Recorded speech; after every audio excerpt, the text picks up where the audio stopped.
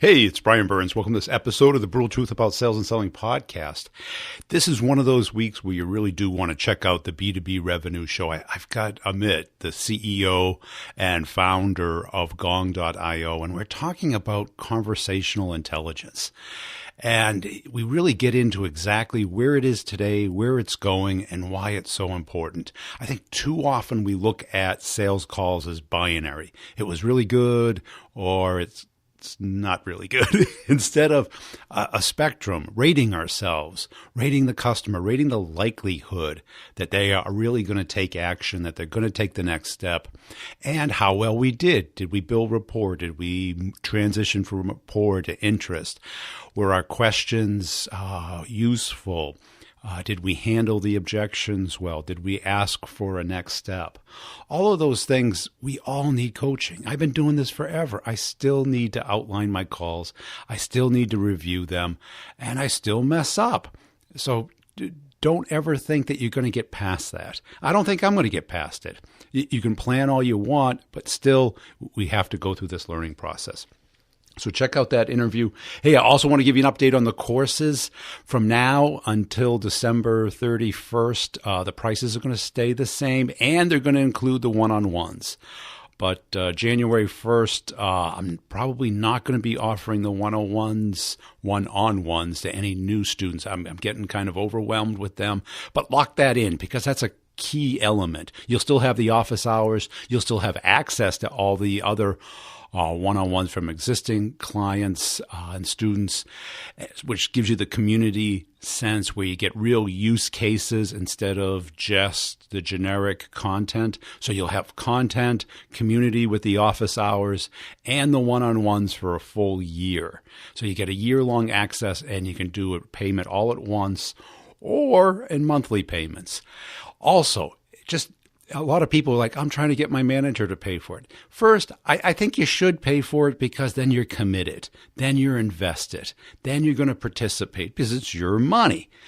But a lot of us, if you can sneak it through on the expense report, or send your manager an email, explain that you've been listening to the podcast for a couple of months. I'll probably write this up and put it in the show notes for you just so you have it there. And that if you close even just one new deal, it'll pay for itself, that you really want to improve. And tell your manager that you're coachable, that you really want to get better at this game, and you'll share what you learn with other people on the team. And would it be okay if you expensed it? I bet it would go through. And I got to tell you, if I was the manager and I heard that, I go, you go for it. You know, someone's going to make the investment, somebody who doesn't think they know it all, somebody who wants to improve. Believe me, every manager wants that. Every manager wants somebody who's going to step up and take action. So check that out at b2brevenue.com. And then it's under the training tab. If you want to talk it over before you sign up, that's fine. I'd be happy. There's a calendar link in there, but that's solely for talking about the course. If you want consulting, there's links in the training course to buy consulting. Also, check out Pipedrive. Pipedrive's got new capabilities for the enterprise, segmentation, access control to the accounts, email tracking. It's really turning into an enterprise CRM, and they have huge clients. And I'm working together with them on some great content, so make sure you sign up for their blog at a minimum. If you already have it, there's a tell a friend capability where you get a discount for every person you get to sign up, so you share that either individually or through social media. So tell a friend over at pipedrive.com. What else? Nudge. Are you using Nudge yet? Get on it. Brutal Truth is the coupon code for both Pipedrive and Nudge. Check them out. Also, Co-Video, they got the templates for the holidays. You got to be sending video emails. Try it for a month. See how well it does. Video is the new text. I'm telling you, video has blown up my business this year. Let's get into the interview, and I'll sum it up at the end. Hey, Don, thanks for joining us today as a way of getting started. Tell us about yourself. Well, Brian, I started out in my business career a long time ago, several decades ago, let's put it that way. And I worked in the telecom and technology arena for most of my career. And I started out in sales support type of a role, implementation role, moved on to being an engineer on the tech side, sales engineer, and then got enticed by a former boss to move into sales, and I did, and stuck there for then the rest of most of my career. And I worked through being account manager, sales manager, sales leader. So I had that experience over the course of literally 30 years. And the last 10 or so, I had seen so much that was, I thought, not well done. Let's put it that way, in the organizations in which and with which I worked. And I was a student of sales, so I kind of thought I knew what right looked like. And there was a lot of stuff that wasn't being done well by our sales leadership, actually, in some cases. And it frustrated me. And I said, you know what, when I stopped doing this job, and I had a goal of stopping when I could get my 30-year mark and retire from that job, I'm going to consult and try to help folks do this better.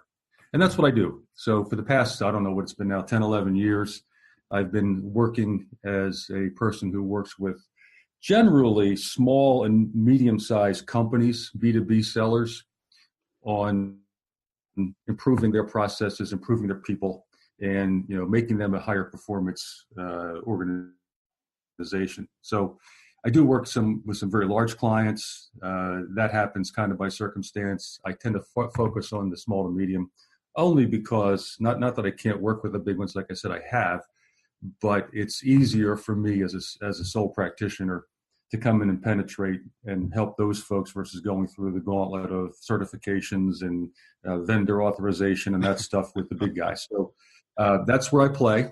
I work mostly, a lot with complex sales situations, but I've got some clients that are very transactional as well. So I kind of go the gamut. And what did you see wrong that frustrated you? Let's start with, we would dip folks in sales training. In fact, at one point when I was a sales manager, I got recruited to be, one of those train-the-trainer programs. So I got certified to train on a methodology, which I thought was a very good methodology. And I trained on it and I used it with my team. What frustrated me was that elsewhere in the organization, and in particular with senior leadership, and there wasn't a lot of traction with it. So it became the classic thing that I see now in my practice, which is, people think they're going to solve their problem by buying training, and they put their people through this expensive training program. And within a few months, it's like it never happened. The books are on the shelf, so to speak, and people aren't using it. So I worked hard to apply it with my team, and I saw results. So I became, very, I hate the word passionate, but I guess I'll use it, about making sure you used a systemic sales process and sales approach with good selling skills. And I've worked that way, doing things like deal management, deal opportunity reviews, pipeline reviews, things like that. What I saw, though, even not just so much in that situation, but also then when subsequent organizations I work with, there'd be another methodology, then another methodology. Now, the good news is I learned a lot of them. And you and I could probably agree that there's the common fundamentals are the same across most of these methodologies. But again, get into situations where senior leadership would, in my view, focus on the wrong things. And there'd be this, 30-day pressure to close, which is important to close business. I get that. But at the end of the month, every month was this, why don't you offer something to the customer or the prospect to get them to sign this month? And it never works. They come back the next month and want the same deal. And I saw that over and over again. I saw sales folks not being coached by their managers when I was in a more senior position and I didn't have direct reports. And I actually did a lot of deal reviews myself. And I saw a lot of gaps with terms of the way that people work and the way they try to sell. And quite frankly, the way the management and leadership manage the organization. So that's what really got me, those gaps I saw. I said, darn it, I know I can teach people to do this a better way. Now, my vantage point, I've always seen people like they learn a skill, they learn part of the game. And what ends up happening is if that part of the game works, then they think that's the whole game. And I think that's what's the problem with methodologies is that people think a particular style or skill is enough to win the whole game. And people aren't understanding that you got to first understand what the game that you're playing is. Yeah, I agree. And I'm sure this is exactly the same thing you're saying, but I think part of the issue is that, or a big part of the issue is that these methodologies come in, and people think it's a one size fits all, and there's not a lot of context to the situation the individual client is in, individual company using the training.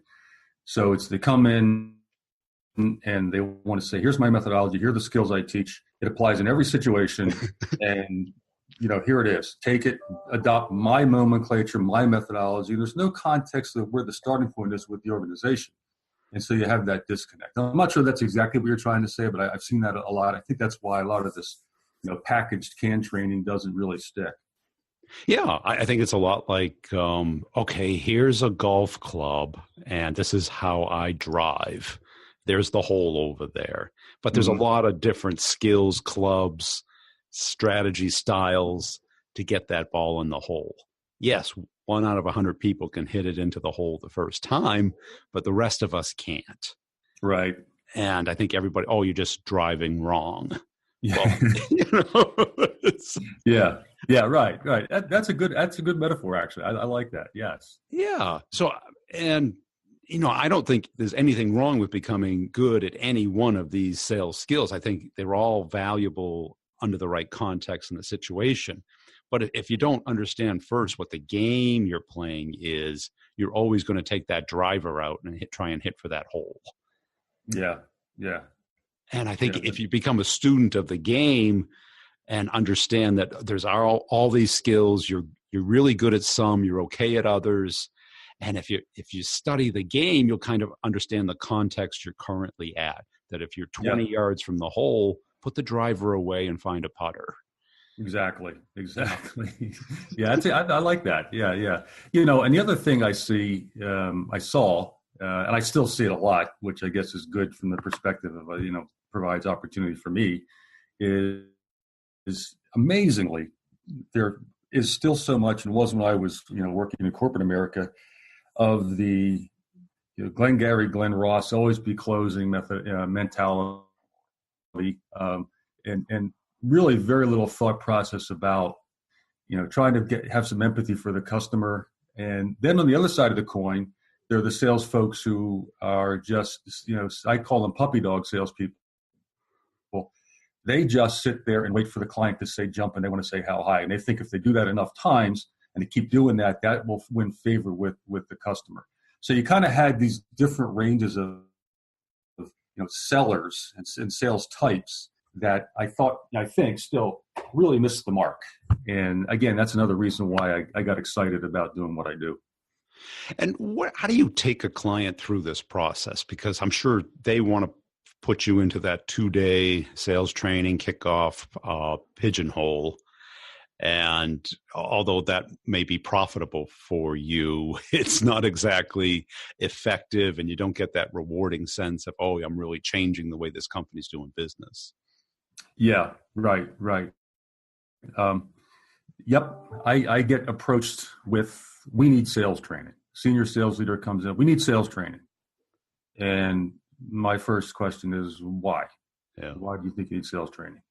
Let's talk about your situation. What's going on that you don't like? Let's take a look at it.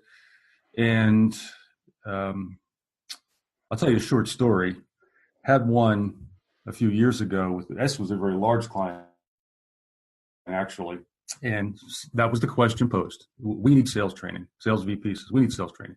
I said, why? In a better way than just why, tell me about why you think you need that, et cetera. And he started getting into some of the symptoms and the issues. And I said, look, you might need training at some point. You probably do, but it has to have context. you've got challenges here that need to be fixed before you can have any kind of effective training. I said, let's start with your sales process. What's your sales process? Big company, Brian, I'm telling you, $500 million. We don't have one. I was ready to fall off my chair. Right? I said, okay, so let's start with that. I said, you can't have some kind of a sales process and understand the buying process as part of that, make that all sync together. That's a starting point, right?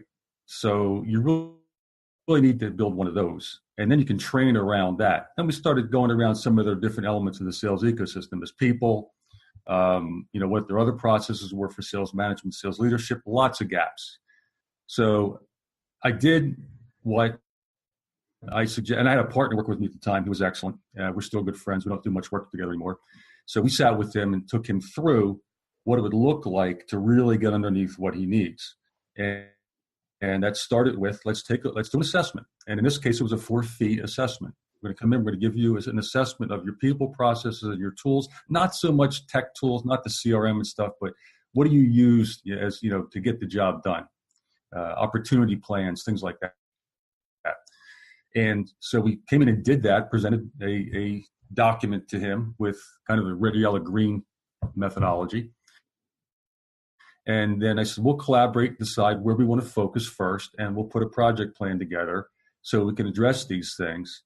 And at the end of that, we'll have then the basis for some sort of training.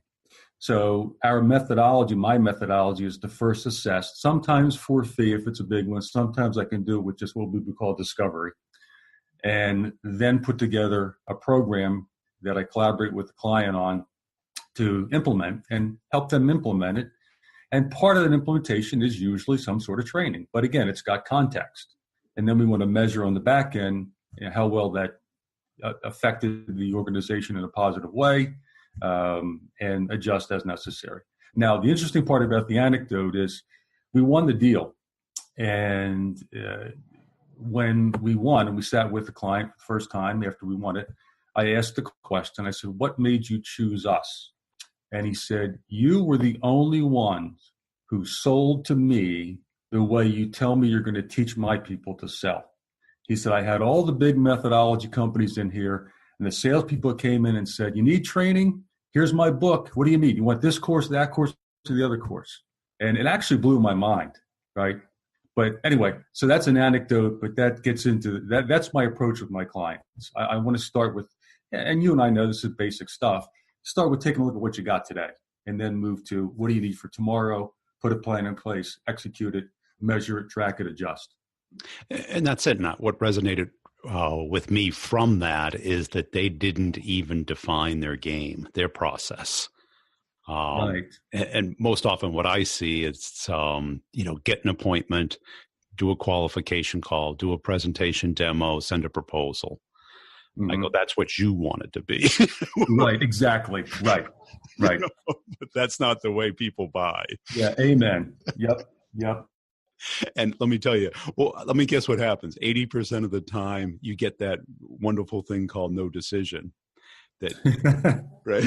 Exactly. That's a nice way of saying you didn't get a deal. Right. Yeah, right. You lost. You lost. That's what I tell my clients. No decision is a loss. You don't put that in a different commission category. On no decision. Yeah, right. It's not a semi-win. No, it's a loss. Yeah. Oh, you came in second to doing nothing. Yeah, exactly. The winning person's not going to, well, in the case of a no decision, nobody wins, but including the client, right? But if you come in second, it's not like the winner's going to split their commission with you. No, they don't. They're not that generous. Yeah. But how do you get clients to buy into that there's more steps than that? Because that makes it feel like there's more work. There is more work. Isn't there?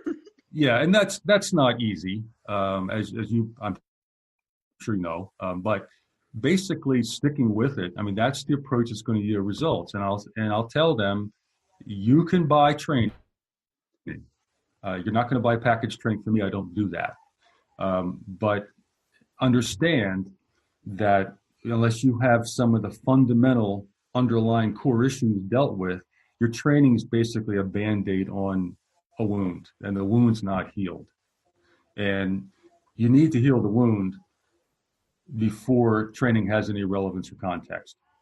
So yes, it's a bigger investment to get the results that you need. You want results, you got to invest to get results. It's more than you may have thought about, but that's the best way to get what you actually want. So you can invest actually a fair amount of money, as if some of these training programs, the price blows my mind. You just spend a lot of money on that and hope you get some output. Statistics suggest you probably won't get much, and you have the whole, you and I know 90% of it fails and all this stuff. And some of that is true. I mean, it is true. So you can put the Band-Aid on, get somebody else to do that, or you can work with me to actually address your issues. I've had reasonable success with that. On occasion, someone will say, well, I just want the Band-Aid. And then you say, okay, well, no, I'm not a Band-Aid. And I also see this kind of belief that selling is like riding a bike, that once you get that equilibrium and the rhythm going, 20 years from now, you can get on a bike and just go, as opposed to it being more like playing the piano, that even after playing it for 50 years, you still have to warm up and practice and get into the rhythm. I don't think you would send anybody to cooking school for a day or 2 days and have them come out and become your personal cook. Yeah, correct. That's right. There's a lot of nuance to it. There's practice, there's skill, there's a performance to it. Even when you look at like Chris Rock, he takes his hour on the road for a year before he goes on HBO. Mm-hmm. There is an artistry to it, no matter, and it's not just knowing, it's doing, it's practicing, it's timing, it's understanding how to, get your audience to respond to you. And so it's not just getting the information, it's applying it over and over again. And that's inconvenient, and it's a lot of work, and management doesn't want that. They just turn the switch on. Right. Yeah, that reminds me too of something else that really is an interest of mine. Is salespeople generally, they want to be called a sales professional, but they really just have a sales job. Yeah. And the professional does the things like you said, whether it's Chris Rock or a piano player or a baseball player. There's practice, there's tons of preparation. You're treating it like a profession. And, I see too much of, they don't plan for sales calls. They don't plan their deals. A lot of that's management's fault, in my opinion. But nevertheless, they're just kind of punching the clock as a salesperson. They have a job, and they go through it like, once I learn this one approach, I think you mentioned this a moment ago, that's what I do every time. I'm like a talking robot, and it's got to go. And there's no understanding of context of the client you're dealing with, and as you said, the art part of it is really important. And I think people get into this art versus science discussion. It's both, in my opinion. There's a science to it. There's a process. There's things that work. There's things that don't work. There are steps you need to take to be effective. But by the same token, inside that process, inside that science, if you will, is that art, kind of flexing with what's going on, understanding how to apply things in situations that don't always go the way you thought they were going to go. And that gets into how you conduct a call, how you work a deal, how you prospect. Another area today that's underdone. But anyway, I think some of the kind of the rote, just regurgitating their process again and again, the classic spiel, and they miss the art part of it, and that's a shame. So I kind of said a lot in there, right? One is that, there's the fact they don't prepare and practice, but I really think if you're going to be a true professional at this, you have to have that art element, and you have to prepare, and you have to practice. And you do, because it is a performance. And if you use the analogy of like, if you were going into court and there was millions of dollars of your money on the line, and your lawyer says, I'm just going to wing it. Exactly. Yeah. Or like some folks I know use the airline pilot thing. Jump in the cockpit. Okay, no flight plan. Let's just go. Yeah, he's having a beer, talking about Saturday Night Live or something, and then has the checklist behind him. Or your surgeon, let's just cut him open and see what he's got. No, let's see how it goes. Right. Yeah. But the same thing is on the line. There's money, there's your career, there's your lifestyle is on the line. And I think it's this paradox that if you practice that, you're going to like reduce your level of confidence that when you go in. And I always say, okay, when you're in front of the customer, that's not the time to practice. That's the time to be confident and hope it works out. But right before you go in, that's the time to, what do you think they're going to say? How should I respond to that? What have other people said in this type of situation? What's the outcome I want? How do I get there? How do I utilize that 60 minutes? How much, a little bit of rapport, but, after 20 minutes, okay, let's move on from football and start talking about business. Right. And right. That takes a discipline. It does. It absolutely does. And some skill and mixed in with some art on how to execute that skill. And that's it. Now, I hear a lot of people, trying to make it just science. And it's like, is cooking just science?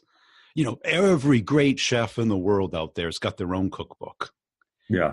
And everyone's like, they don't put the secret ingredient or the secret step. I bet they do. Mm-hmm. But I know a great chef here where I live. And what he does on his vacation is he goes to these world famous restaurants and works. He hangs around with other chefs. Yeah. And they're not competing. They're in different cities. And they just, they kind of compete on souffles and on sauces, and they watch each other and they get each other's feedback and they do a little tasting. And what is cooking other than chemistry, right? It's chemicals and heat and a little mixing. But yet the distinctions are pretty dramatic. And I think if we, as salespeople, took that approach, instead of we take kind of this arrogant artisan approach, I don't like his stuff, or I don't like his stuff, I do it my way. And that's okay. But when your way isn't getting you the income that you want, you got to kind of take a step back and dissect it. Yeah, I agree. And the element you mentioned of, learning from others is another thing that I see often lacking. A lot of salespeople, they don't seek to learn on their own. They'll do the courses and the training programs that their company tells them they have to go through, but they're not seeking different ideas on their own, not reading books or blogs or watching podcasts or whatever. And it actually kind of amazes me. Again, if you want to be professional, you do what those chefs do, right? You get out there, experience, you see what other people think, and the more you do that, the more it opens your eyes to opportunities and possibilities for doing things a little better than you're doing them, And the interesting part is, to the chef analogy, if you read different quote unquote true sales experts, not some of these charlatans that are out there, unfortunately, but true sales experts, you'll see some different approaches to the same topic, but you also see a lot of commonality. And so that allows you to think, I like what Jeb Blunt says about this, but not so much this other thing he says. But I really like, and I'm talking prospecting now, which is, I'm working with a client heavily on that right now. But I really like also this other stuff that Mark Hunter or Mike Weinberg says. But look, there's some differences. So you can process that and say, okay, well, what's going to work for me? Maybe I try a little bit of this, try a little bit of that, and practice it and get good at it and see how it works. I can always change my approach, but I've got a game plan going in. And the game plan is informed by not just what I was taught in the formal training program, but my looking outside that boundary, looking to other sources of knowledge. And taking a whole look at it, because I don't know about you, but the most common question I get on LinkedIn is, hey, do you have any tips for my situation? Yeah. And I'm like, well, it's more than tips. Right. It's the Band-Aid thing. It's the quick fix, Yeah. And not every Neosporin can cure a lot, but it can't cure everything, right? Right. Yeah. You got a hangnail, Neosporin's your thing, but if your arm fell off, you need something bigger. And most people, you need something bigger than just the Band-Aid. Yeah. And too many people think that, oh, there's just this one secret that I am unaware of. Exactly. And you know where that manifests itself? Another topic that I see, and senior folks have said this to me. We have good salespeople, but we have a closing problem. They just can't close. And my response is, you don't have a closing problem. You have an opening problem. And I'll take a look at, and in some cases I've worked with the sales team, so I can say that with quite a bit of confidence. But generally speaking, that's the case. They haven't prepared. Worse yet, when they get in there, not worse, but also they get in there with the prospect or client, they either don't qualify at all. They're in a rush to get that paper on the street, get the proposal out. I think you mentioned this earlier. And they don't qualify well or at all. They don't do adequate discovery. And so then they get to a point where they have proposed something and there's all these issues.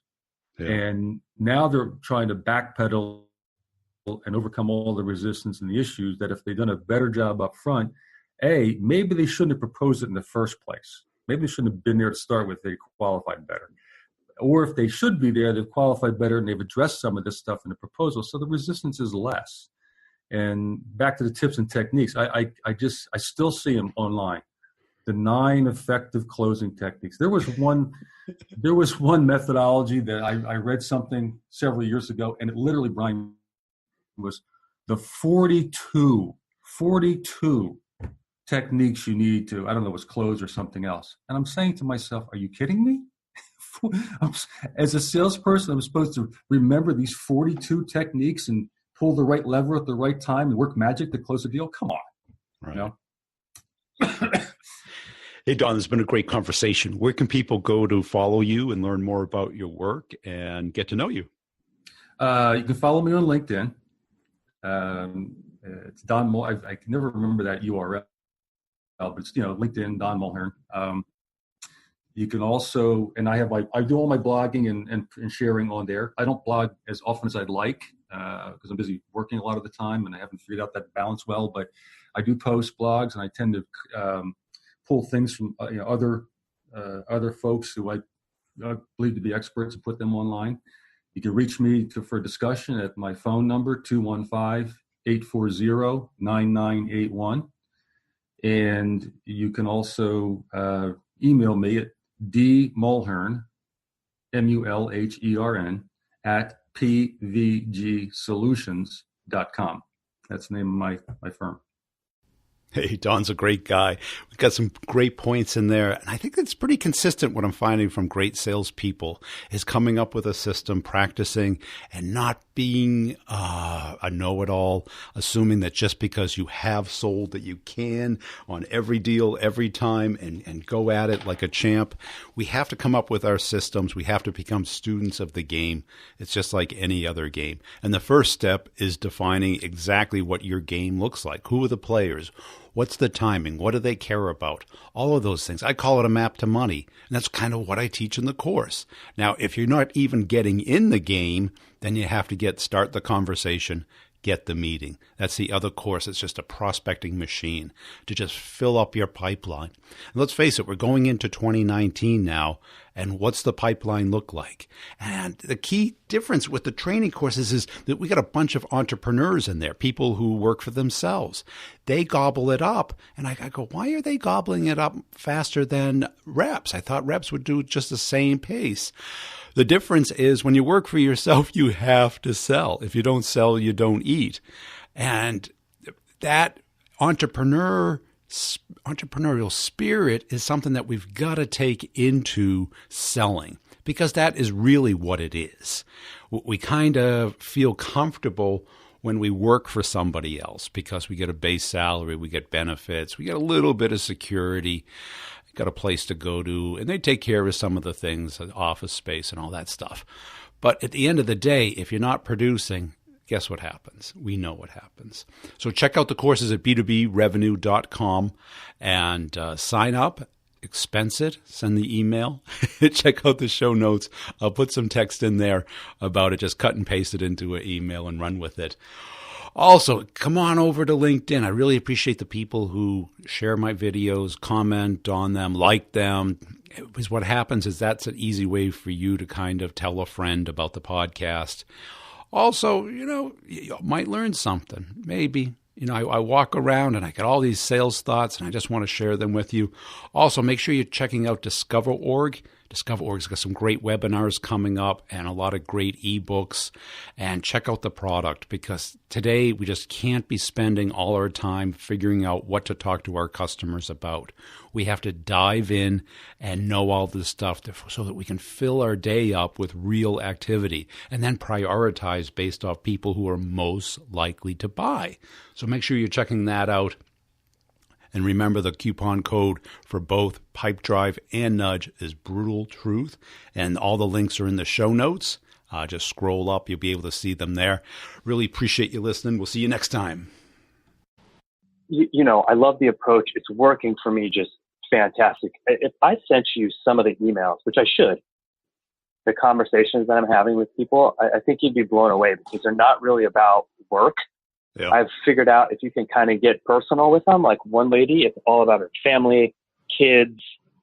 And then I sprinkled in a little bit around work, and she's LinkedIn, sending me messages on LinkedIn, photos of her family. No, I'm not even kidding. I should show this to you. You'd be stunned. I was shocked. And we're going to lunch on September 6th. And yesterday she shot me a LinkedIn message and said, "Hey, Ron, why don't we get on the phone and do a video call beforehand so our lunch isn't so awkward? We're like barely not meeting each other for the first time." Oh, holy cow, right? Like, this is unbelievable. So this is not the first time that this has happened. She's kind of an extreme, but I'm starting to figure out a pattern where I can actually make this a process, So good. Yeah. I'll show you that. So it's getting to that point. And every time I do this, I'm like, God, this is unbelievable, So. And it feels better too, doesn't it? Oh, Brian, let me tell you something. To be able to go to lunch with her, I'll even talk to her on the phone, right? We're going to talk about family, kids, work-life harmony, because I shared a thing with her from Bezos about work-life harmony. This is where the conversation will start. Now, at some point, we're both not stupid, right? We know we're going to talk about work. We know why we're both there. Right. But to kick it off this way is so much better. And to end that lunch with the last 5 to 8 minutes of telling, well, what are you guys doing with digital?